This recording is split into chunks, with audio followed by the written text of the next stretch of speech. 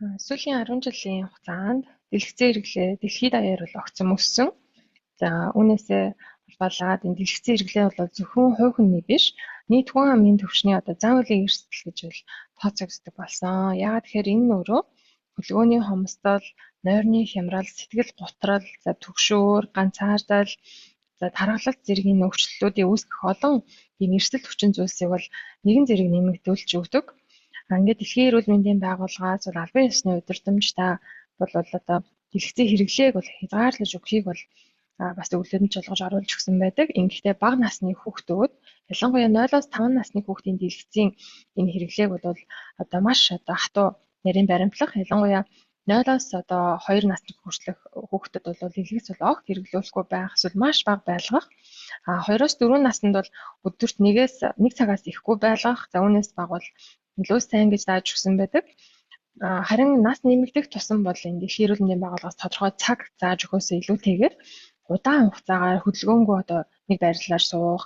За энэ байдлыг багасгах. За өдөр тутамдаа илүү идэвхтэй хөдөлгөөн хийгээд чанартай нойроо авах. За гэр бүл, сургууль, ажил эрийн дэлгэцэн хэрэглээндээ дүрм тогтоогоод мөн хэм хэмжээний дагуу энэ зохистой хэрэглээг бол хэвшүүлэхийг бол зөвлөж өгсөн байдаг.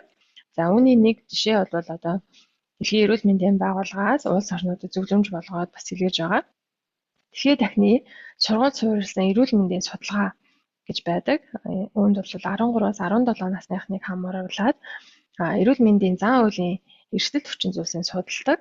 За уг судалгааны сүүлийн жилүүдийн үр дүнгээс бол юу харагдж байна гэхээр дэлгэцэн хэрэглээ, тоглоом, за энэ олон нийтийн сүлжээний зохисгүй хэрэглээ нь бол өмнөх жилүүдийнхээс бол өссөн үзүүлэлттэй байгааг онцолж өгсөн байдаг. Сургууль суурилсан эрүүл мэндийн судалгааг бас хийсэн 2023 онд хийсэн байдаг. За энэ судалгааны үр дүнгээр бол юу гарсан бэ гэхээр 10 эрэгтэй суралцагч тутмын 1, мөн 5 эмэгтэй суралцагч сурагч тутмын 1 нь цахим дээрлэхэлтэнд тус өртөж байна гэдгийг нийгмийн эрүүл мэндийн үндэсний төвөөс бол мэдээлсэн байдаг. За ингээд эдгээр эрүүл мэндийн мөн нийгмийн эрсдэл тэдгээрээс гарч болох энэ хор уршигаас нь сэргийлэхийн тулд дэлхийн эрүүл мэндийн байгууллагаас бас зөвлөмжүүдийг бас гаргаж өгсөн байдаг. Үүнд бол мэдээж зөвхөн өсвөр насныхан гэлтгүй бүх насныхан энэ олон нийтийн сүлжээ, энэ тоглоом, энэ цахим орчныг бол зохистой ашиглах. Өсвөр насныхны ялангуяа энэ өсвөр наснд бол дэлгэцэн хэрэглээг хязгаарлаж өгөх буюу багасгах. Хэрэглэх үедээ тодорхой дүрм журмаа баримтлах. Мөн энэ цахимын ертөнц болон энэ яг бодит амьдралынхаа тэнцвэртэй байлгаа хангах. За энэнд нь өөрөө ганцаараа мэдээж үүнийг бол мөрдөх энэ хангах бол бүрэн боломжгүй гэж үзэж байгаа учраас сургуулийн орчинд нь сургуулийн ажилтан, албан агш, багш нар за мөн гэр бүлийн орчинд нь бол тодорхой дэмжлэгүүдийг үзүүлэх шаардлагатай гэж үзсэн байна. Тэгээд ерөнхийдөө бол дүгнээд базаад хэлэхэд бол энэ дэлгэцэн хэрэглээгээ бол багасгана гэдэг нь бол өөрөө технологи бас бүрэн хориглоно гэсэн үг биш. За харин энэ насандаа тохирсон энэ хугацаанд мэдээж хязгаартай, дээрэс нь агуулгын зүй зохистой.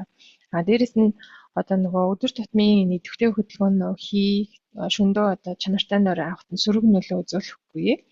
Илүү амьд харилцааг дэмжсэн ийм тэнцвэртэй байдлаар энэ хэрэглээг дадуулах хэвшүүлэхэд нь бол тухайн хувь хүн, за дээрэс нь гэр бүл, сургууль, за мөн олон нийт ажлын байр за мөн бодлого боловсруулах төвшөнд бол энэ талаас нь илүү анхаарч тус бүрний бас арга хэмжээ авах нь зүйтэй юм гэдэг энэ зөвлөмжийг бас хүргэх энэ мессежийг бас өгөхийг хүсэж байна.